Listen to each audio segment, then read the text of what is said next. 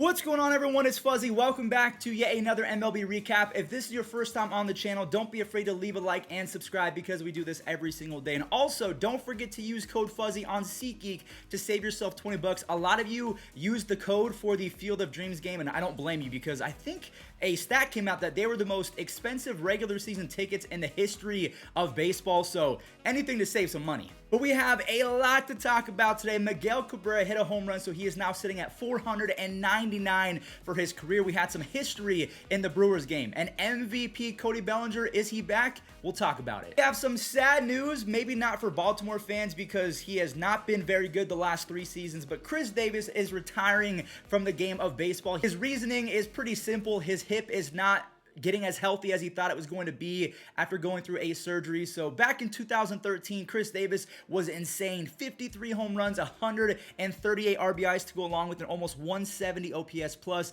It was really sad to see him struggle because if you guys did not know, Chris Davis, he won the Baltimore Orioles Roberto Clemente Award, which means that he was kind of the guy who did the most charity work off the field. He was that guy for a couple seasons, and I'm just going to really miss him. He had a positive effect on the game, even without being that good in the batter's box, and that might be an understatement because he was all-time bad. And I hate saying that because he's such a nice guy, but Chris Davis, he's retiring from the game of baseball, and honestly, I feel like a lot of us are going to be sad about that. Unless you're a Baltimore Orioles fan, you're probably like, hey, good riddance, but also, we'll miss you. Let's move on over to the highlights from yesterday, and let's start with the walk-off victories. We have the Mariners versus the Rangers. Honestly, the Mariners game was kind of boring until the final inning. Spencer Howard, I think this was his Texas debut. He goes 3 shutout innings with 3 strikeouts, and Tyler Anderson, he was on the bump for the Mariners, and every 5 or 6 starts, Tyler Anderson all of a sudden turns into one of the better pitchers in baseball. He almost goes 6 shutout innings with 4 strikeouts on 0 walks.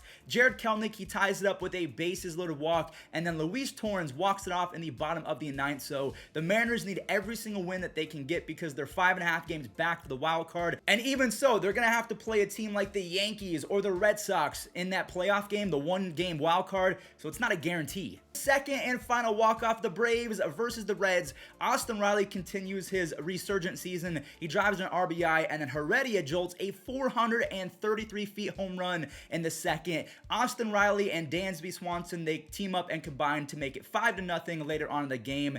Then a 2-homer game for Joey Votto. He is having one of the best 37-year-old seasons that I've seen in quite some time. I mean, honestly, I thought that he was kind of washed up, but he is a 37-year-old phenom. His second home run causes the game to go to extras, and Kyle Farmer grabs the lead for Cincinnati, but then Ozzie Albies hits a walk-off nuke. This ball almost left the stadium. That was homer number 19. He leads all of baseball in doubles. He has 75 RBIs, 14 stolen bases. The man is a fantasy baseball god, and with this victory, the Braves, they're now tied for first place with the Phillies. We'll talk about the Phillies in just a moment, but I want to talk about some history that was made. You have Christian Yelich snapping an 0-for-23 streak. I cannot believe that he has been really just average since the beginning of 2020. Omar Narvaez plates 2 more as Milwaukee goes off for 7 runs in a single inning, and I think this allowed Corbin Burns to really dial it up and say, hey, if I give up a few runs, it's going to be okay. I'm going to throw as hard as possible. He goes 8 shutout innings with 0 walks and has 15 strikeouts. 10 of those 15 were consecutive strikeouts, which means he ties an MLB record with Aaron Nola. He did it a month or 2 ago, and Tom Seaver for 10 strikeouts in a row. Absolutely dominant. And then Omar Narvaez, he hits a 2-run shot in the 9th. The Brewers are on a 3-game winning streak, so they send Chicago to yet another loss. And because of that, Jake Arrieta, he has been released by Chicago, and honestly, I'm not sure if he's going to get picked up by another club, unless it's the Baltimore Orioles. They just love guys that have been really good in the past, and now they're just living off their name. Another insane pitching performance came in the Cardinals game, courtesy of Adam Wainwright. Let's talk about the little details of the game. Yadier Molina knocks in the first run of the game, and then because I know a lot of you Pirates fans are watching, and there's not really much to hope for, I do want to show this pretty cool catch from Anthony Alford. I think that's his name. Just unfortunately, that was the only highlight. Paul DeJong drives in 2, and then Adam Wainwright helps out his own cause by driving in an RBI. Harrison Bader, he's got to be a top 5 outfielder in terms of defense. He makes 2 fantastic grabs for Adam Wainwright. And speaking of Wainwright, he tosses a Maddox. If you have no idea what that means, that is a complete game shutout in under 100 pitches. He did it in 88 pitches, 9 innings, only 2 hits on 0 walks with 7 strikeouts. He's 22 wins away from 200. So do you guys think that he's going to make the Hall of Fame? He's pretty close. And when I say pretty close, I mean that let's say he does get to 200 wins, he's going to be a 3rd, 4th, maybe 5th ballot Hall of Famer, definitely not 1st. So the Patriots faced off against the Buccaneers yesterday. I mean, that's pretty much how you could describe yesterday's scoring. The Red Sox won 20-8 over the Tampa Bay Rays. Hunter Renfroe and Xander Bogaerts. It's always hard to recap high-scoring games because so many things happen. So those two make it 2-0 on some doubles. Hunter Renfroe and Devers make it 6-0 on some doubles. But of course, Boston,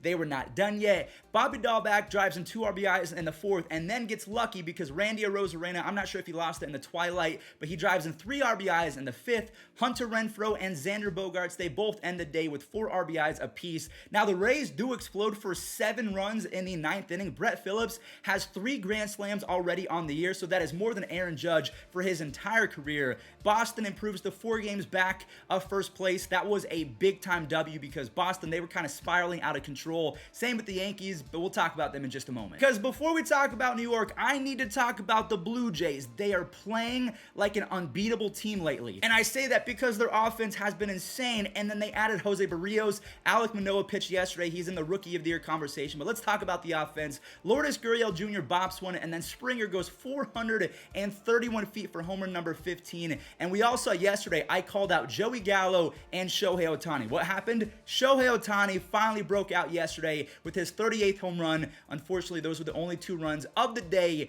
for the LA Angels. You have Espino untying it, and then Teoscar Hernandez hits his first career grand slam. He now has 18 home runs and 77 RBIs. And like we talked about, Alek Manoah, he was tossing seeds yesterday, almost 7 innings with 11 strikeouts. He is in the Rookie of the Year conversation with a 2.59 ERA. Gurriel grabs another RBI in the 8th, and Springer hits another home run. Toronto, they are downright terrifying. The Yankees faced off against the Royals, and they need this W to stay in contention for the wild card, as well as trying to compete with the Rays and the Red Sox for first place in the AL East. You have Luke Voit going the other way for a 2 RBI single, and then Odor, he drives an RBI and has been much better in the second half. Whit Merrifield, he kind of keeps the game close with a fantastic web gem to keep it 3-1, but then DJ LeMahieu gets the job done, as well as Aaron Judge, who is kind of having a down season for Aaron Judge standards with 54 RBIs and a 137 OPS plus, but for really 99% of other Major League Baseball players, that is a breakout season. A scary ninth was caused by an error from Rougned Odor, but then a double play ends it as New York,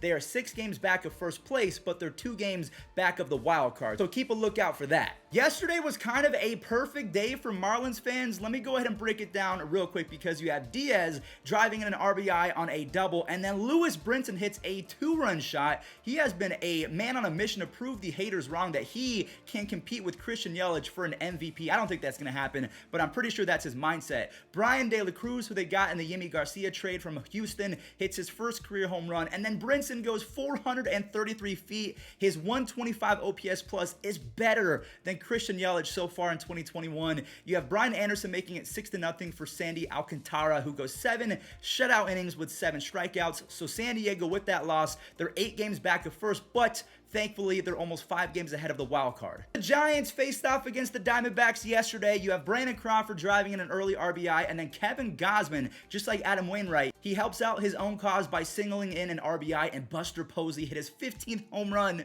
a 336 batting average, and a 166 OPS plus. The only time that a 36-year-old has ever done that in history was Jorge Posada. We're talking about catchers, so he's about to do something crazy. Lamont Wade Jr. hits home run number 14, in large part to Ketel Marte. He got to the spot, but then he just whiffed on it as the ball goes over the fence. Kevin Gausman, kind of a shorter outing, 5 innings, only 1 earned run on 5 strikeouts, and then Crawford and Dickerson both hit home runs. This team, honestly, is so great for baseball. They're showing that you don't need 7 superstars to win a World Series, although they did pick up Chris Bryant. They're 73-41. They're on a 4-game winning streak, and honestly, I very much underestimated them, as well as the A's and the Rays. I got to do better research before the season starts. The Dodgers destroyed the the Phillies yesterday in large part because Cody Bellinger, his MVP self, might be coming back, and even if he's 80% of that, that is still a top 25 player in baseball. So he hits a 2-run home run on the 13th pitch of this at bat. David Price drives in an RBI. A lot of pitchers were doing themselves favors yesterday. He only allows 1 run in 4 innings, and then Alec Boehm, he could not make the play. He has been a bottom 10 player in all of baseball, in my opinion. We're talking about Alec Boehm, a very bad defensive season and not the best offensive season. Max Muncy and AJ Pollock, they quickly make it 6-2, and then Cody Bellinger does it again. He has 4 home runs and a .333 batting average over the last 7 days. The Dodgers are on a 4-game winning streak, and because of that loss, the Phillies, they're still in first place, but just barely, because now they're tied with Atlanta. Moving on over to the Mets versus the Nationals. This was a remake of the suspended game from Tuesday. We saw on Tuesday that Juan Soto hit a 3-run shot, and the Nationals end up going up 4-1, but then the Mets score 3 in the third to tie it up. Now, the Nationals do answer back with 3 more runs. They go up 7-4, and then the Mets score a few, and then it's tied up on an error as Brandon Drury comes in clutch yet again. He has been captain clutch for the Mets pretty much all year long. Edwin Diaz saves it, and that was a huge W as they are just 1 game back of both the Braves and the Phillies for first place. Let's talk about the Astros because they are competing with the A's, and then we'll talk about the A's in just a moment because that game made me so angry. Anyways, let's focus on Houston because they were facing off against the Rockies, and this was the Aledmys Diaz experience. He drives in an RBI in the first and then another one in the third as Framber Valdez was pretty good yesterday. Only 1 earned run in 6 innings on 8 strikeouts. Pretty good. That was fantastic. Carlos Correa now has 61 RBIs and a 132 OPS plus. He is going to get the bag in the offseason because he is a free agent. Diaz ends up with 3 RBIs on the day. Once upon a time back in 2016, he had a 134 OPS plus, so he showed that he can keep this up if he can stay hot. So Houston, there's still 2 games ahead of first, but the A's are coming for them. We're facing off against Cleveland yesterday, and Cleveland actually went up 2-0, and I was feeling pretty good because Cy Quantrill was on the bump. He has been fantastic, but then a tear happened. The A's tied up for Frankie Montas, who had 6 strikeouts in 6 innings. Mercado unties it with a double, but Elvis Andrus goes boom, and then we've all seen Field of Dreams. We know that later on in the movie, if you haven't seen it, spoiler alert, Shoeless Joe Jackson comes back for Terrence Mann, and honestly, Shoeless Joe, he needs to come back for Jed Lowry. Jed Lowry has been a thorn in my side the entire year. 8 RBIs in just 18 at-bats against Cleveland, and Cleveland is about to fall to 3rd place right behind the Detroit Tigers. Speaking of the Tigers, Matt Harvey shut them out for the first 4 innings of yesterday's ballgame, but Miggy, he hits a home run that was .499 for his career, just 1 away from 500. He is sitting today, so he's going to be starting when they go back to Detroit. Nico Goodrum plates 2 on a double, and then he gets injured on the same play. Detroit, they end up with 6 runs as Tariq Skubal was sick. 6 shutout innings with 6 strikeouts on 1 walk, and then Gregory Soto was disgusting. He was throwing 101 mile-per-hour sinkers for his 14th save, and again, like I mentioned in yesterday's video, I like this core. Or maybe the Baltimore Orioles are just that bad. Either way, they're about to pass the Cleveland baseball team, the Guardians, whatever you want to call them, for 2nd place. And then last but not least, the Twins shut out the White Sox yesterday. Andrelton Simmons was doing his thing with the leather. He helps out Bailey Ober, who throws 5 1/3 shutout innings with 6 strikeouts. Jorge Polanco now has 9 home runs and 19 RBIs in 23 games after the All-Star break. And Alex Colme converts another save versus his former team. The White Sox gave up on him last year. So the Twins win the series versus Chicago. There you go. All right, everyone, that does it for today's MLB recap. If you enjoyed, don't forget to leave a like and subscribe. We're so close to 350,000 subs. Enjoy the Field of Dreams game later today, the White Sox versus the Yankees. I actually watched Field of Dreams yesterday for the first time ever. Fantastic movie. Thank you guys for watching. Stay safe and enjoy this day in MLB history. First pitch. Jackson got a read on it. He's there, and it's safe.